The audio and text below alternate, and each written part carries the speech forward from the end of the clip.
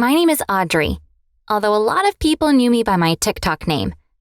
Unfortunately, what I did on TikTok got me kicked out of school, made me lose my boyfriend, and made me lose myself.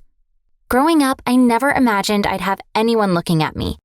Truthfully, I suffer from really bad social anxiety. Things like answering questions in class make me want to throw up.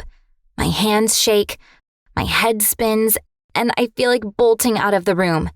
And don't even get me started on presentations or hanging out in big groups. Because of that, I've really struggled making friends. When I was younger, I got made fun of a lot because I was weird, which basically meant I would break out in a cold sweat if anyone so much as looked at me. Lucky for me, in high school, I met Lucas. Lucas was in my grade, and he was just as shy as I was. The minute we met, it was like sparks were flying. We quickly started dating, and for a while, I felt like a princess. Except Lucas had friends.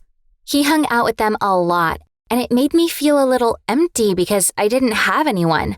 I would sit on my phone for hours scrolling through TikTok, and sometimes that made it worse. I hated seeing groups of girlfriends hanging out, laughing, and doing skits together.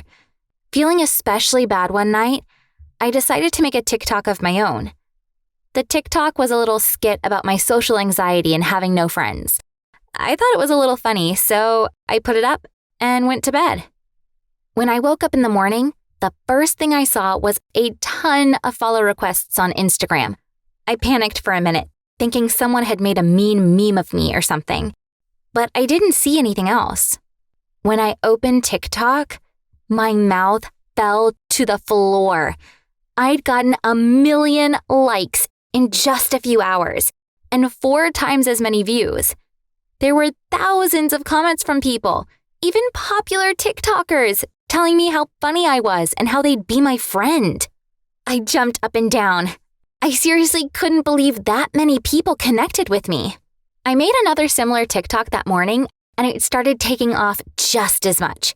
When I told Lucas, he laughed and thought it was impressive. But he was nowhere near as impressed as everyone else.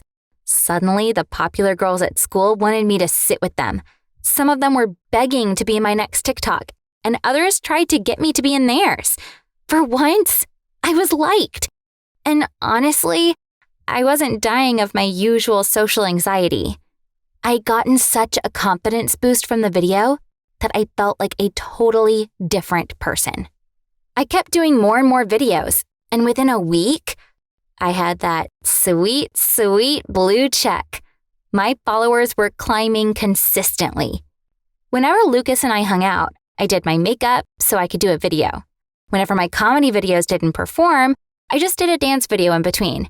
And if I wore skimpy clothes, people would like my videos.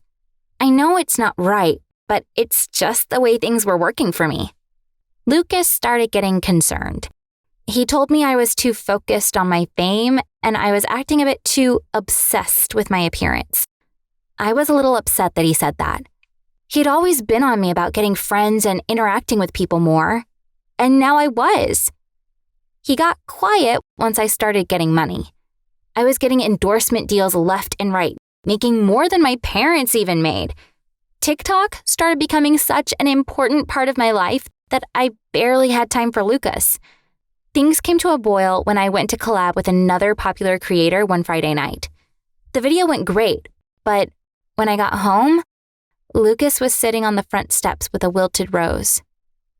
It was our anniversary, and I had forgotten.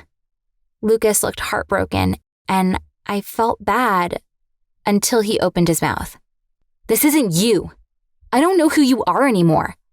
I miss my girlfriend who cared about more than popularity." I couldn't believe he would say that. For once, I felt like people loved me, and he was just bringing me down. I got upset with him and stormed inside. I was so mad and so lonely that night that I started streaming to my followers. I ranted about how some people just couldn't accept that you've grown beyond them. It was pretty obviously about Lucas, and looking back, I feel like crap that I did that. And that's not just because of what I did next. I thought I'd stop streaming. I said goodbye and locked my phone. Or so I thought. I sighed and started changing. I took everything off. It wasn't until after I was in my pajamas that I realized what I had done. I had never stopped streaming. I had just broadcast my naked body to thousands of people. When I logged back on, I was trending on Twitter. Some people said it was obviously a scream for attention, and some people were saying worse things. Minutes later, I got a call from Lucas.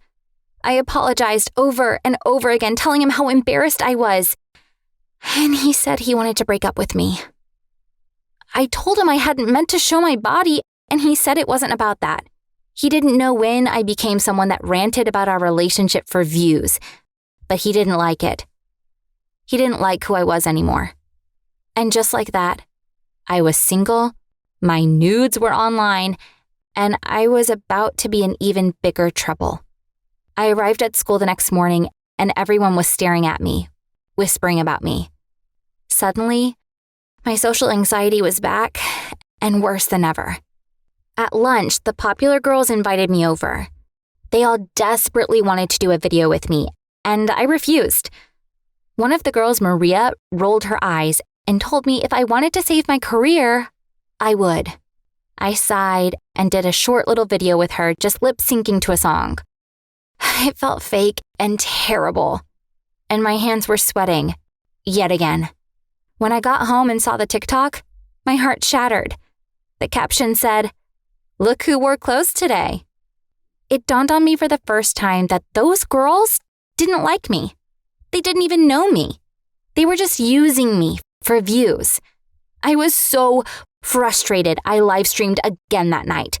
People joined and were spamming the chat about me taking my clothes off again. I told them it was an accident and I never meant to do it. That's when Maria popped into the chat. "She's an attention seeker. We all know it," she said. I don't know what happened, but I lost it. I started saying how she used me for views and I had never wanted this, and I let my temper get the best of me. I called her the B word. When I got to school the next morning, I was called to the office almost immediately. They were expelling me for inappropriate conduct. In my live stream, my school logo was in the background, and that meant I poorly represented the school. As I walked out, everyone watched me go, including Lucas. At home, I sat and looked at my TikTok. I looked back at that first TikTok, the one of me talking about my mental health. And it dawned on me that I hadn't acted like myself since then. The dancing videos, the collabs, they weren't me. I deleted all my videos except my first one, and I went downstairs to talk to my mom. I told her the truth about everything, and I told her I needed to go to therapy for my social anxiety and the loneliness it caused. Thankfully, she was understanding, even though I was so ashamed of myself. I started going to therapy, and every once in a while, I made videos talking about my experience. The videos didn't do great, but I was proud I was acting like myself. A few months after the incident, I called Lucas to apologize. I had let fame go to my head, and I had lost everything because of it. Lucas told me he forgave me. It would take him a while to get over it, but he wanted to start out as friends again and see what happened. No fame is worth losing your sense of self. And I'm glad I learned that before I was too far gone.